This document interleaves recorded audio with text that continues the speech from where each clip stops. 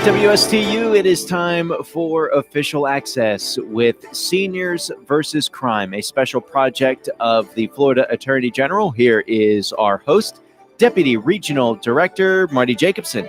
Hi, good morning. Thank you out there at WSTU and WPSL. We want to thank you for sharing your time with us here today. And we want to thank the radio station and Greg and Carol for giving us this opportunity to provide information to our public. Seniors versus Crime was established in 1989. It was a product formulated by then Colonel Vern Thornton of the Broward Sheriff's Office, and it came about as an advocacy for senior citizens. We're still around, 2019, and we're going strong. Today, we've recovered over $30 million for senior crime victims in the state of Florida. Just this last year, as a recap, 2018, we took 17,000 complaints at our 800 number, which is 1-800-203-3099, or at our website. Yes, seniors have websites, www.seniorsversuscrime.com. Now, most of those calls were handled in the form of an assist, where we were able to help the individual over the phone or refer them to the most pertinent service that would resolve their complaint.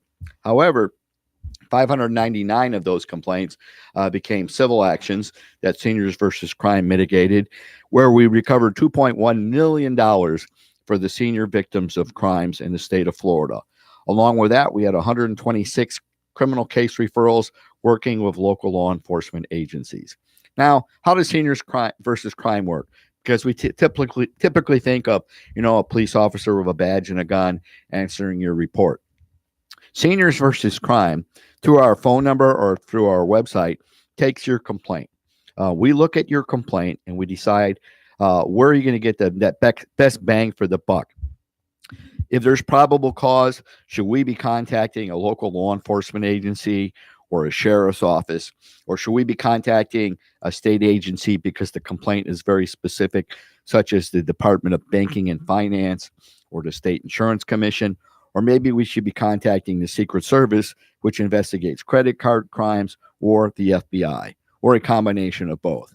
Sometimes those complaints will cover multiple jurisdictions, and rather than being duplicit and having 67 sheriff's agencies investigate one complaint, the AG might decide, we're going to spearhead this and we'll be the lead agency and we'll work with other agencies.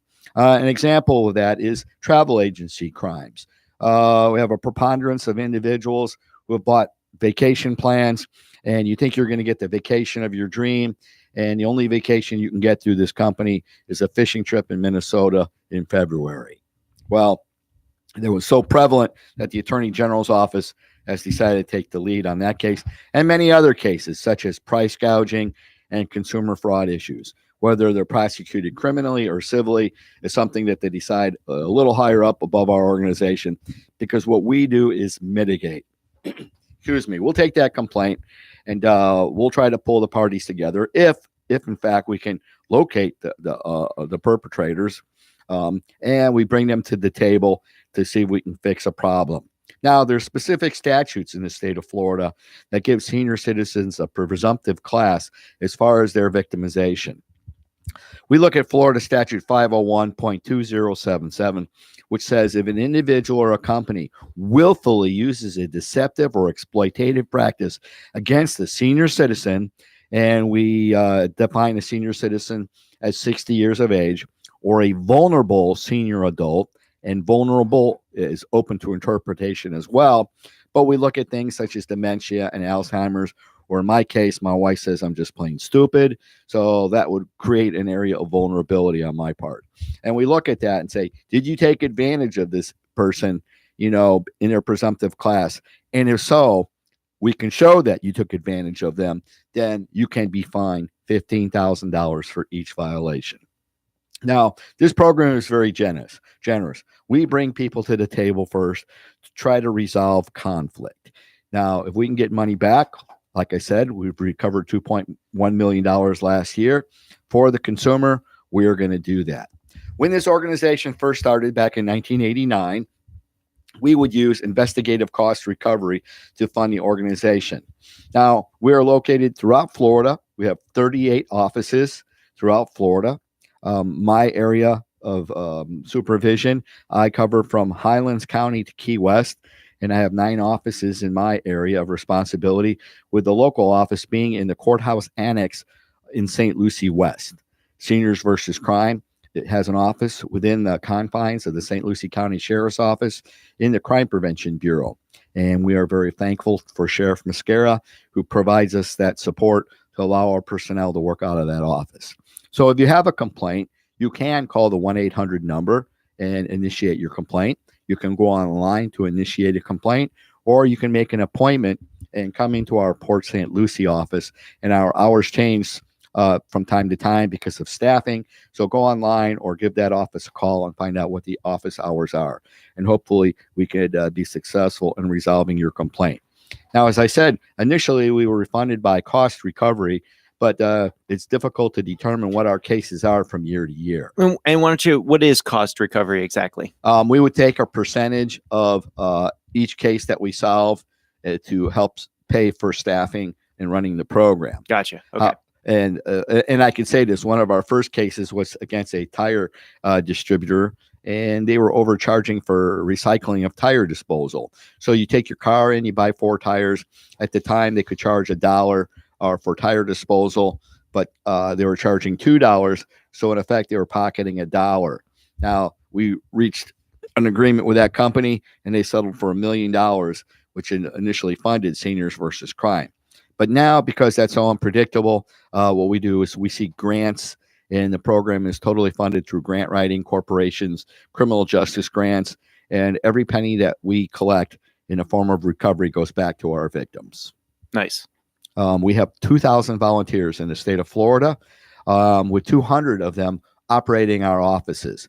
And our offices are run by people, they're housewives, they're retired executives, retired military, several retired police officers, such as myself, and we go from there. So we have these 1,800 other volunteers that assist Seniors versus Crime, and we call them sleuths. And our sleuth program started back here with our program in 1989 with the Stewart Police Department. When the program was starting, the Attorney General was looking for a way to coordinate and utilize volunteers in the program. And the Stewart Police Department had just started a volunteer program. And we were investigating at the time home repair fraud, automobile repair fraud, anything involving senior citizens getting ripped off. It was so successful that the state attorney's office started to use our volunteers under the supervision of then Assistant State Attorney Ellen Mancini for consumer issues. Well, word got out how successful we were utilizing senior volunteers that the AG made the Stewart Police Department volunteers their first sleuths. And they are investigating, again, home repair fraud, automobile repair fraud, civil issues like overcharges and things of that nature. So the Stewart volunteers became the first sleuths of the Attorney General's office here in Florida, which again is now expanded to over 2,000 volunteers. Now, you too can be a volunteer, and it doesn't involve a lot of time. What we like volunteers to do in that capacity is report these ongoing scams that are going on in the community. I get them. I'm sure many of you get them. You know, just this week alone, I've been told that my Social Security has been compromised. My student loans they're going to come and get me for that, which I've never had a student loan before. The IRS is coming to get me, and they'll have warrants pending for my arrest. Yet that's all been taken care of. Filed my taxes early. My Microsoft needs modification. I need to click this button on my computer. And who knows, my dog has rabies, and Chicken Little, the sky will fall. So all of these things, I'm sure you get calls. I'm to the point where I want to disconnect my landline at my home, because when I get home at the end of the day, there's a dozen telemarketing calls and other frauds on the telephone. You have a landline still? I still have a landline, you know, and you laugh, you know, but I have a lot of friends all around the world, and I just didn't want to lose that phone number. So laugh on, Mike. You know, laugh on. I still have an 8-track player in the garage too. Does it work? It works. Nice. Hey, I got the cell phone. I'm still getting those calls every day, and multiple times a day. You're not a senior citizen either. Okay, so we want to get the word out there. And that's part of the mission of Seniors versus Crime, is to serve as an advocacy to educate our other fellow senior citizens of what's going on in the community. And you can be a part of our organization. Call that 800 number. Hey, I got a scam. This is the number that it came from. And we can enter it into our database and move on from there. Going on, just an article that was in the paper this week. Seniors' weakness for scams may be warning of sign of dementia. I see that along the way of the reports that I take and screen. I see a lot of people, I would say, they're not having their best day. They're slipping a bit. Maybe there's signs of dementia. Maybe there's signs of Alzheimer's. The study was not conclusive. However, some things that are reported in the news, that crime is down. Reported crime is down. So let me say conversely and be the devil's advocate and say, does that mean unreported crime is up? Because we know a lot of senior citizens get victimized, but they don't report the crime. They're afraid. They're embarrassed. They're ashamed. They don't want family to know about what's going on. They don't want their accounts monitored by other people. And there's just some sort of reluctance to report that they've been victimized. And boy, we have a list of crimes, Mike. We have a list. I have one just in the last couple of weeks. A local gentleman lost $750,000 to an email. He received an email that he had inherited the family estate back in England. And to the best of his recollection, his family hailed from there. So they said if he didn't want that public estate, that family estate to go to public auction, he would have to send $750,000 to halt that auction. He sent $750,000 based on an email transaction, and it's gone. It's gone. It is so far gone. The individual did not want to sign a complaint, and our complaints are a matter of public record because he did not want his name to go out to the community or be embarrassed or ashamed, which he is now. So he's going to take a hit for $750,000. Boy, I got into the wrong career. No, I couldn't do that, but somebody did, and they got his money, and that's a sad thing. And he's an 85-year-old gentleman, minus $750,000. So many of these scams we hear about, people, they want you to pay with gift cards and things like that, and that's one of those easy things to spot to see if something's a scam. If they ask you to pay with a Green Dot card or really any type of gift card over the phone, that's a pretty dead giveaway that you're dealing with somebody that's not on the up and up. But obviously you're not buying $750,000 worth of gift cards. Was it some type of wire transfer, and that can't be traced or anything? Or is it because it's overseas, it's just gone? Well, the man doesn't want to sign a complaint. He doesn't want to be a public victim with either us or a law enforcement agency that will partner with us to investigate. He simply doesn't want to sign his name to make it a public record. So he's going to take the hit. You mentioned the Green Dot cards. Yes, you would think it's obvious, but we're dealing with people of different generation. People are very trusting. So they do what they're asked to do because it came over the telephone or it came over the internet, and it has to be true.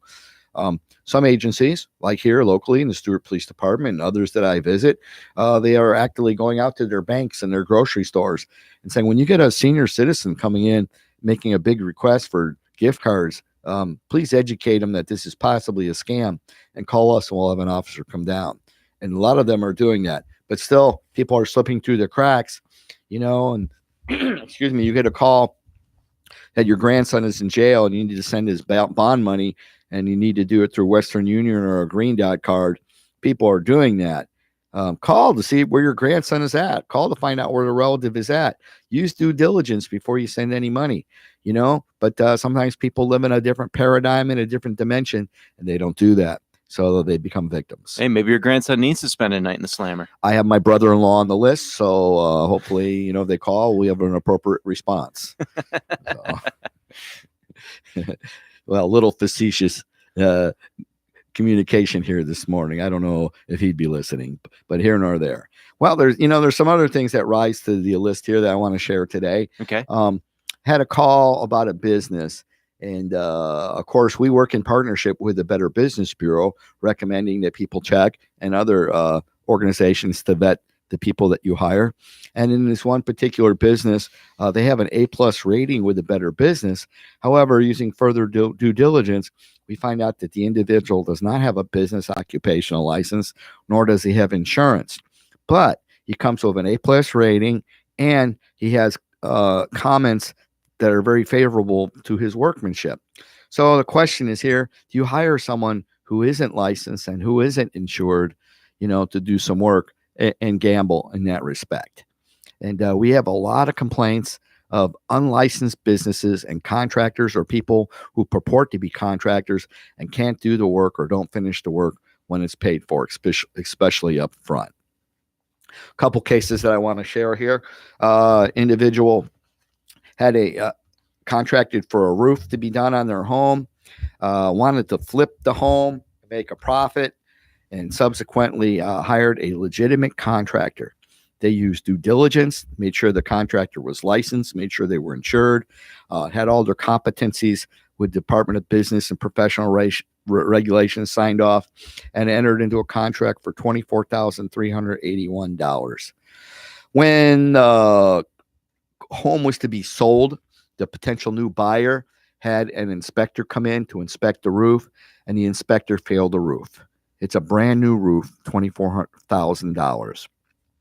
The inspector says the contractor used materials that were obsolete, were not up to Florida's current hurricane code, and it would not pass inspection. Further investigation on our part reveals that a code enforcement officer in that community had signed off the roof as it having passed. So we have another issue here. We have collusion. We don't know if it's Russian collusion. We don't know if it's good old boy collusion. However, we have an inspector who's failed the roof and another one who's passed the roof. The case comes to Seniors versus Crime, and we have a couple ways we can go with this. We find that there's probable cause to believe that there was deceptive business practices in place, and it was done intentionally. And we believe that the contractor wanted to clear out his inventory of things that were obsolete without getting stuck with those materials. So he thought he had an uneducated consumer, and he put it on the house. So we have a criminal charge there. Well, we also have a civil charge. We can avoid criminal prosecution and go for a civil judgment, and we end up getting an agreement that they will give the money back 100% to the client. But now we have some other issues here. The house still can't be sold because the roof doesn't meet standards. The roof has to be completely stripped and redone by another contractor. And now that's going to leave a mark on the title when they do a title search to sell the home, and possibly diminish the cost of the home. So it's open up a big bag of worms. So in any event, the client decides that they don't want criminal prosecution. They don't want to get the judgment settled by Seniors versus Crime, and they're going to get a private attorney and go after the company that made the shingles, the contractor, and the code enforcement organization within that government. And I have a suspicion that they're going to prevail and make more than the $24,000. Wow. So here we recommend that you use licensed contractors, but it seems like there's a scam, every which way. On another similar case in another roofing company, and we get a lot of them, the individual hired a roofing company and the work cannot be passed. They hired a construction company who hired a subcontractor to do the roof, and sub is the true meaning of the word here, because the work was sub performance and it won't pass inspection. So now they can't get a closing on their home, brand new home, because the roof won't pass inspection, and they're at odds with a contractor who hired a subcontractor who didn't do legitimate work. And we're talking here $25,000. You would think that the contract between the homeowner and the initial contractor would require that the work passes inspection. Well, it does, and that's the issue here. And so they come to Seniors versus Crime because they can't get a closing order to move into their home because the house hasn't passed inspection, and now they're hung up here with $25,000 more of work that needs to be done to fix this roof correctly. So again, going back to the statute, if you enter into a deal that is deceptive or exploitative or enhances or plays upon the vulnerability of a senior citizen, you can be sued up to $15,000 through the Attorney General's office, or come to terms with the issue at the table with Seniors versus Crime and resolve those conflicts, and hopefully come out better than being sued. Yeah, absolutely. And we get a host of these. My gosh, again, home repair fraud is very prevalent, automobile repair fraud, and consumer issues. A lot more to discuss here and how Seniors versus Crime can help you. I'm Marty Jacobson. Thank you. Come back after our break.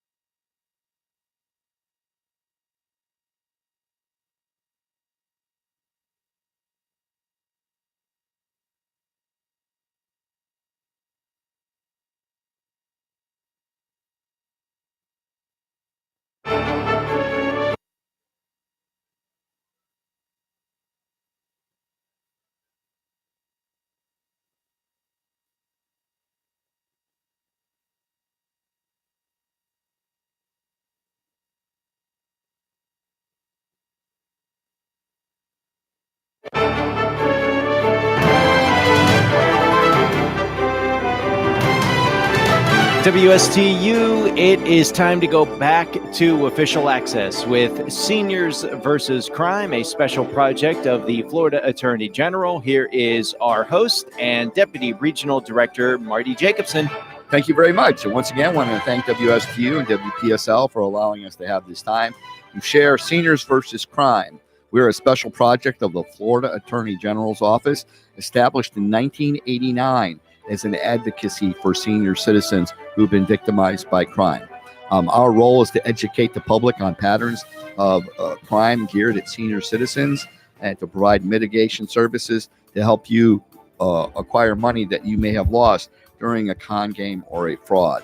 We answered last year 17,000 calls, and that's probably the amount of calls that many mid-sized police departments answer every year.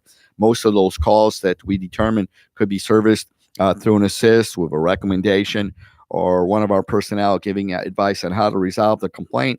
But almost 599 resulted in litigation and mitigation, where we recovered $2.1 million for senior victims of crime in the state of Florida. We also had 126 criminal case referrals working with other law enforcement agencies. When you call our toll-free number, 1-800-203-3099, someone will take your complaint, or it'll be left on a message bank and you'll get a call back, and we will assist you with your predicament. Or you can go online at www.seniorsversuscrime.com and file out a complaint online, or screen our website and look at some of the cases that we work with, read our annual report to see how we operate. This organization does not take a tax dollar from you. It is grant supported and has been in existence since 1989.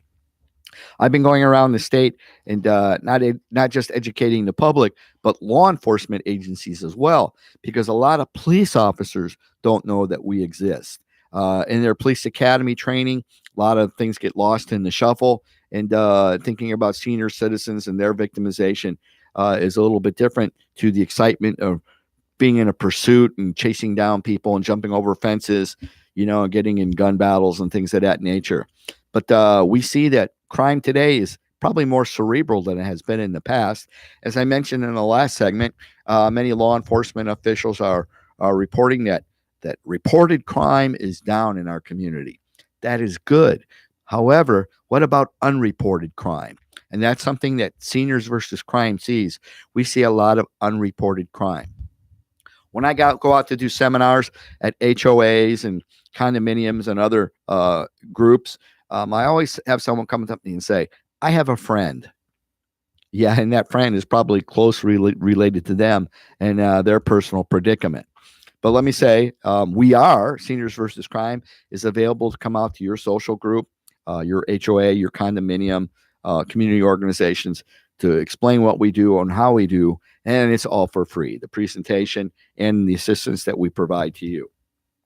So when you call that 800 number or go online, we'll diagnose your complaint and find out where it needs to go, working with a local law enforcement agency or staying within Seniors versus Crime at the Attorney General's office. A couple cases I want to highlight in situations that have come up with us. The first one, Mike, has to do with being a home health care aide. Okay. Had a case where an individual was 100 years old and she had a home health care aide, which she hired through a index card found on a bulletin board in an HOA laundry room. She hired that individual and along the way built up a level of she thought was trust. And that home health care aide talked her into lending the home health care aide $15,000. So we have a 100-year-old individual who loaned the home health care aide $15,000 and the home health care aide skipped out. So now she's defrauded of $15,000. And the home health care aide is of the mindset, well, she's going to die at any time. She's 100 years old, so I'll never have to pay this off. But I have one upset 100-year-old, very feisty individual who wants her $15,000 back. And in researching the case, we come to find out that in the state of Florida, there is no licensing, there's no requirements, there's no education, there's no training to call yourself a home health care aide. You could be a homicidal maniac on work release or parole and put a card up that you're a home health care aide, and there's no one that has jurisdiction or control over what you work or what you do other than maybe having an occupational license. So with that in mind, we started looking into it, and I'll share a couple other cases that we have with similar scenarios. You have to use due diligence.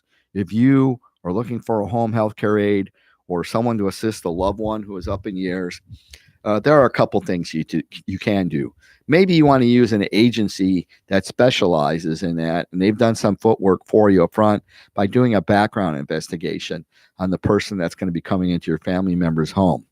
I would recommend that you insist or determine that the person that you are hiring is going to be licensed and insured. Now, that's not going to protect you 100%, but if there's a theft of jewelry, if there's a theft of medication, or there's other issues within that estate because of the person that you hired, fall back on that agency that you hired this person through and determine, is that insurance protecting them or is it protecting you? I would recommend that you find a company and there's a level of protection for you, the consumer, against the action of that employee in your home. Now, looking at that, some more horrific cases that we have come to Seniors versus Crime. I have a case where an individual befriended a hospice patient, and the individual was a lawn maintenance man, and subsequently, he now owns the estate of the person that he cuts the grass for. Ooh. Yes. And the individual died while in hospice care, and there was some interaction before her death that allegedly the estate was turned over through negotiation, a quitclaim deed, or to a lawyer to the individual that cuts her grass. So the family, who live up north and are sort of estranged from their relative down here in Florida, determines when it's time to read the will that they no longer have the estate to be separated amongst the family members, but the guy who cuts the grass is now living in the home and driving the woman's car. Oh boy. Yeah, so we're talking $300,000, $400,000, and we see a lot of this. We see this, and some of it is done by design, and some of it is done by accident. More specifically, in one of our jurisdictions up in Indian River, a similar case ended up in a homicide conviction against the home health care provider. It was done with malice, it was done with intent, and it was done with premeditation, whereas the person that was being cared for subsequently died, and they were able to get a criminal case, and the individual was convicted of murder.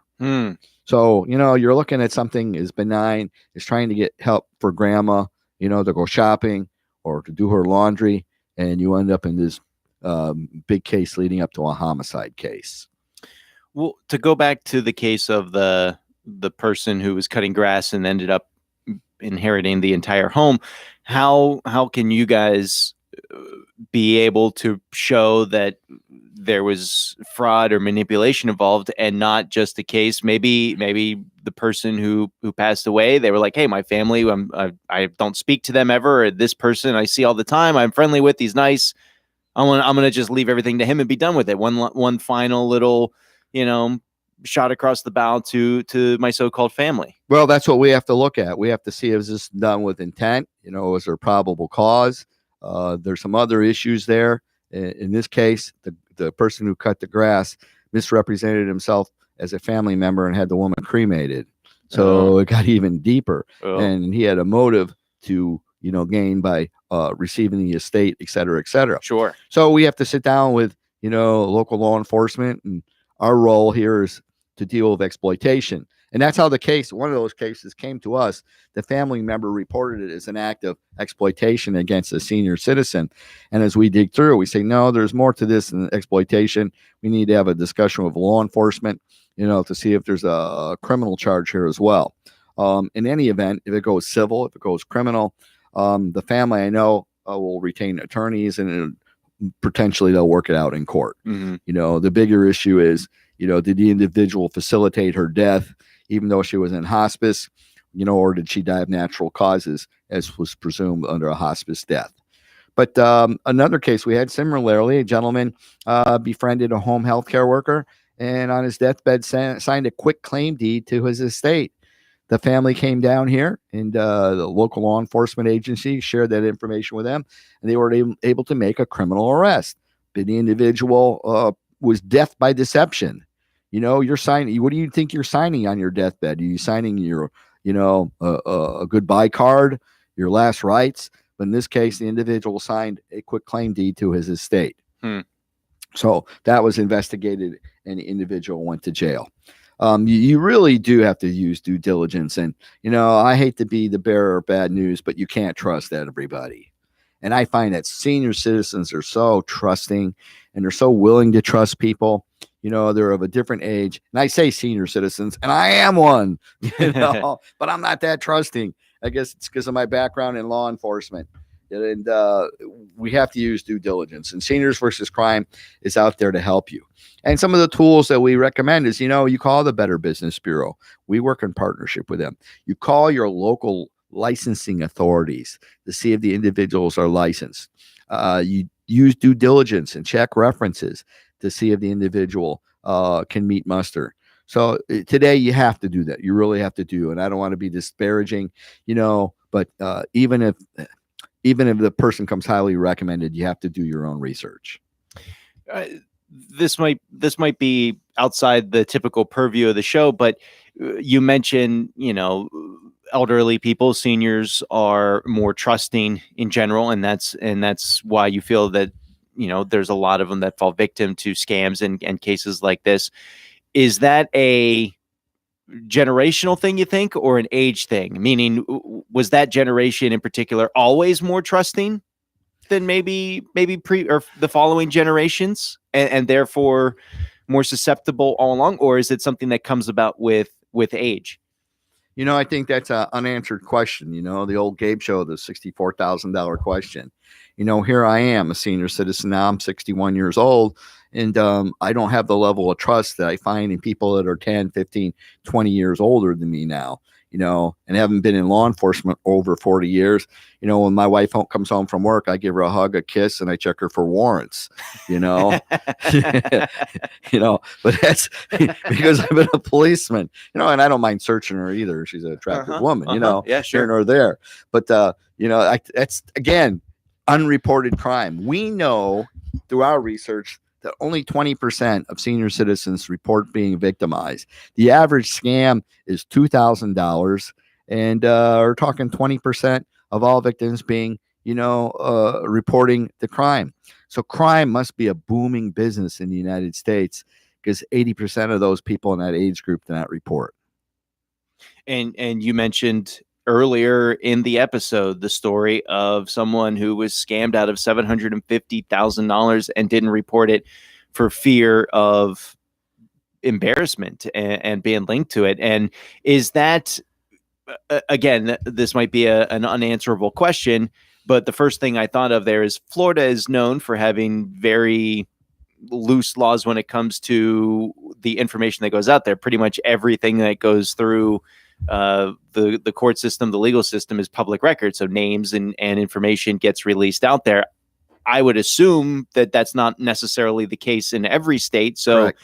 Do you think maybe that would be a situation where if there were other states that had more privacy for people filing charges like this, that maybe he would have gone through with it? Well, Florida has a new law, and I think it's called Marsy's Law, and it gives protection to victims under circumstances because Florida Public Records Law 11907 is very open.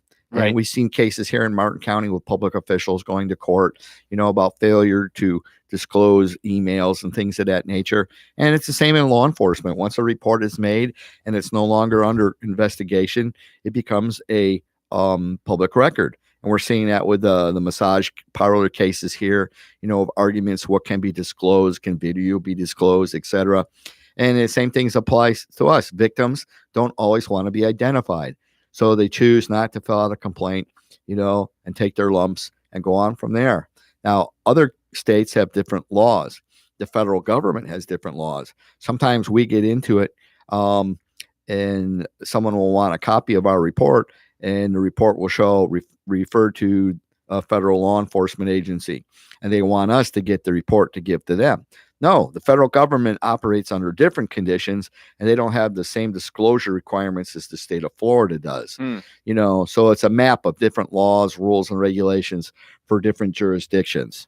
But our files are open. You can go to our website, Seniors versus Crime, www.seniorsversuscrime. Each episode or each scenario reads like an episode of Dragnet. Just the facts. It's very succinct. And you can see how we can help you. It could be as simple as a consumer issue. We had a lady who had a washing machine that didn't work, and she could not get cooperation with the vendor. She could not get cooperation with the manufacturer. Got with Seniors versus Crime. We ended up getting her a new washing machine. And in fact, the washing machine that she had purchased did not function like it was supposed to. So it was a win-win. It was a win for everybody. She got a new washing machine. Seniors versus Crime took credit for the $400, transaction that was resolved. And, we have all happy campers at that point in time. Seniors versus Crime are here to mitigate. We're here to resolve problems that you might have. Quite frankly, sometimes we can't help you out, and we'll explain a little bit after the break here. My name's Marty Jacobson. I am Deputy Director of Seniors versus Crime, a special project of the Florida Attorney General's office.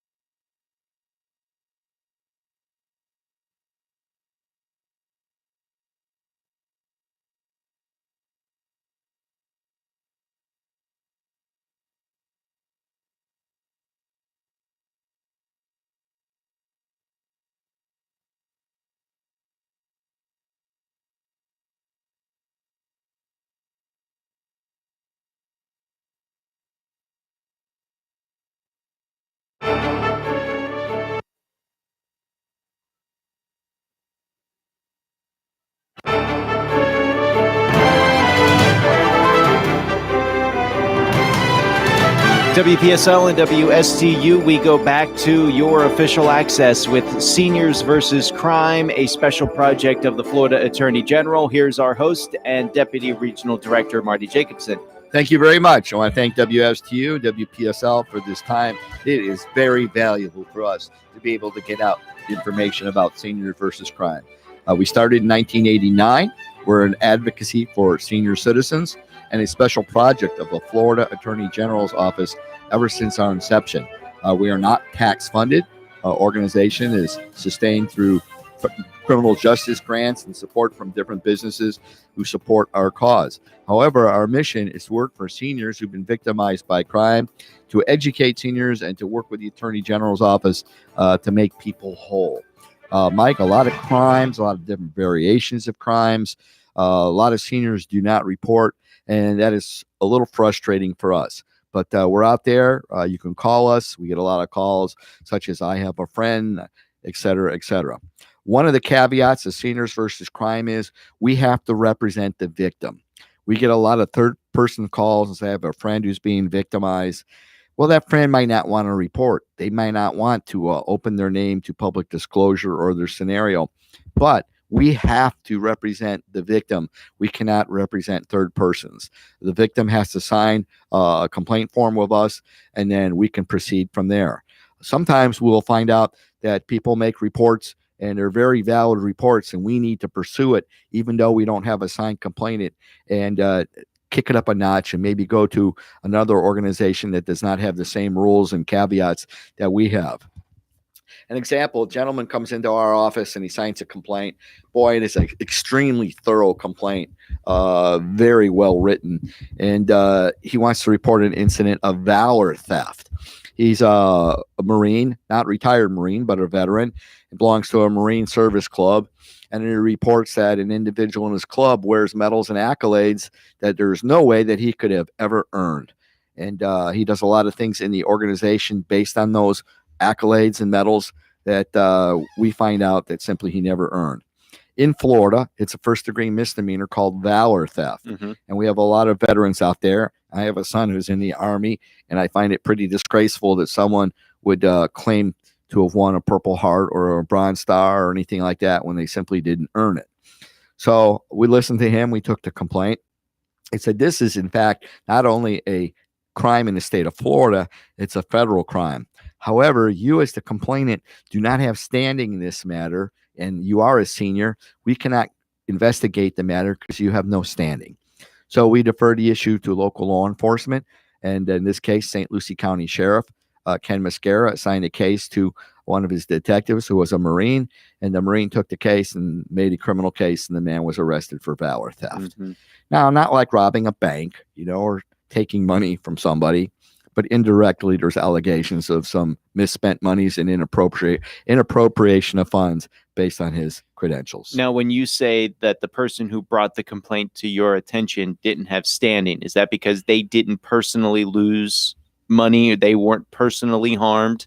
Correct. In this? Right. They were not a direct victim. Other agencies may have been a victim in the state of Florida as far as taxation and homestead issues, license plate issues, potentially some fraud within the organization due to misrepresentation, things of that nature. So he didn't have standing, but you know what? He was a great witness, and we're very happy that he contacted Seniors versus Crime. A lot of the cases we talk about deal directly with the victims being scammed out of money or being given items that don't work or anything like that.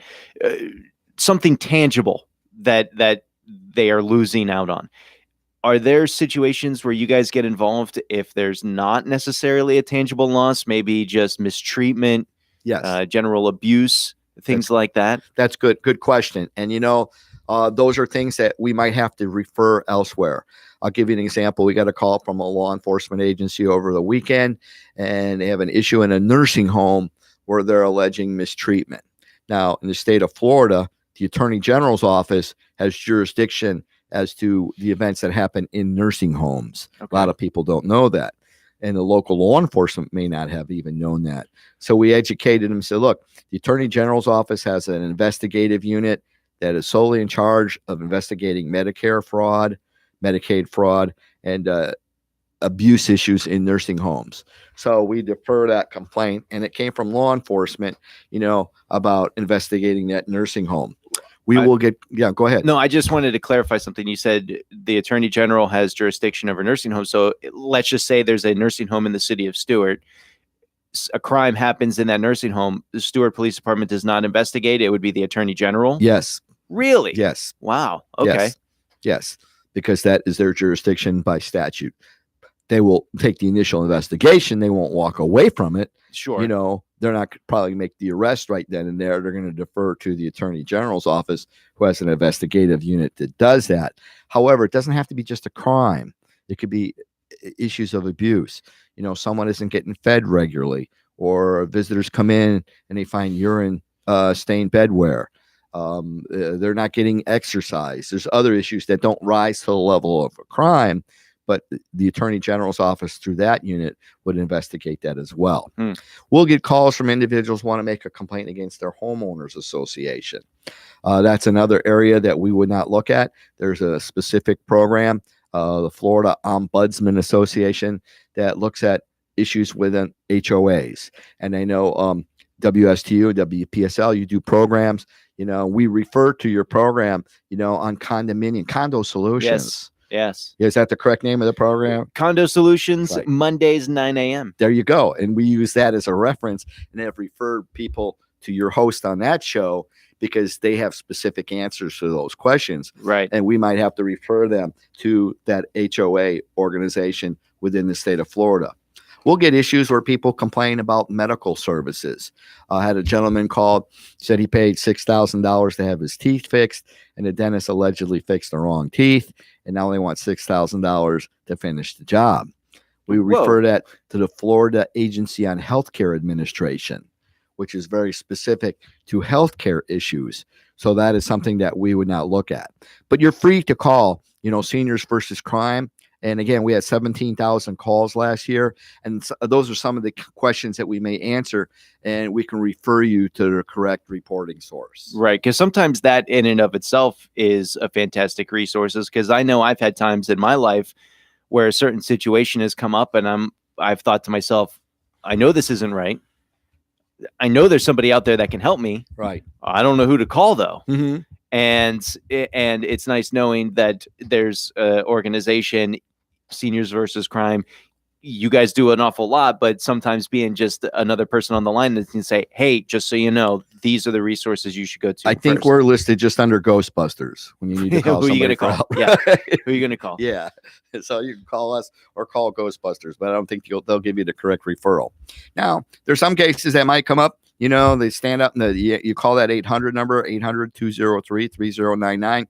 And you have I invested in this portfolio and I got ripped off and it's not working out. Hey, the immediate response might be, hey, the Florida Department of Banking and Finance, boom, we hook you up there. Okay. Had a gentleman call and said, and then I got to be careful how I deal with this.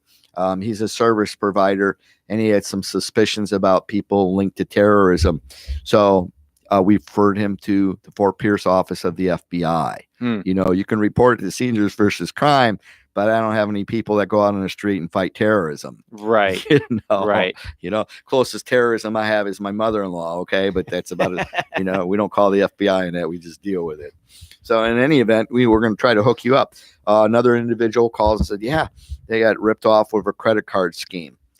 Local law enforcement might investigate that, but it might go to the United States Secret Service. And we think of them as protecting the president, but they're also in charge with Department of the Treasury credit card crimes. Mm-hmm. So those are simple fixes for us at Seniors versus Crime. And it's not that we're trying to get away from something, just that our mission is very specific in the statutes that we work under. Right. Now, a couple other things I'd like to share, and I'm going to speak quickly because I have so many of them. The handyman scams are so prevalent. You go to hire someone to do a job, and the job is more than they can handle. And we find that people paid for the job up front, and the job doesn't get finished or doesn't get done to satisfaction, and you get ripped off. you can call Seniors versus Crime, and we can work with you and try to mitigate damages. But oftentimes we find that you are your worst enemy because you've used that unlicensed contractor, someone who wasn't licensed, someone who wasn't insured, and someone who purported to do more than they can do, and now they're gone with your cash. Incident, an example, a family needed some work done on the roof, probably no more than $600, and paid $27,000 for a roofing job. Do we have a victim? Benignly, yes. But they called the roofer. They played his game. He didn't seek them out. The victims were the homeowners who subsequently hired him, and did so on their own free will. Now we have a couple issues that come up in play. And this is so different throughout the state of Florida. What do you need a license for? Some counties, there is no enforcement for not having an occupational license. It is just, you can stand on the corner and sell widgets with chocolate on them that glow in the dark, and they can't shut you down, and they can't do anything to you because there's no enforcement provisos within certain counties. Other counties have civil infraction authority, and a code enforcement officer or a building officer can cite the individual with a civil infraction crime. In some counties, they have people who have law enforcement status and who can make an arrest for those type of violations. So again, due diligence, car repairs, consumer complaints, oil change frauds, jailed family members, people collecting money in the street, the IRS, home repairs, distraction thefts, door-to-door salesmen, domestic help, medical fraud, email scams, ID theft, restaurant credit card frauds, folding money frauds, mortgage frauds, stockbroker frauds, pigeon drops, rolled coin frauds, 900 number frauds. Oh my gosh, the list goes on and on and on. So here I thought I was retired, Mike, and I went back to work, and I don't see retirement in the near future once again. But however, this is my retirement job, and I get a lot of satisfaction on helping my senior citizens. Please, we encourage you to look at our website, www.seniorsversuscrime.com. See how we can help you.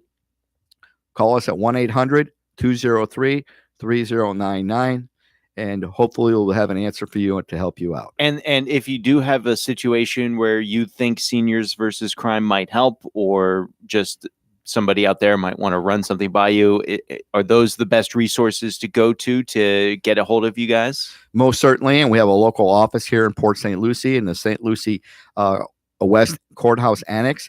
Compliments of Sheriff Mascara, who has us in the crime prevention unit there.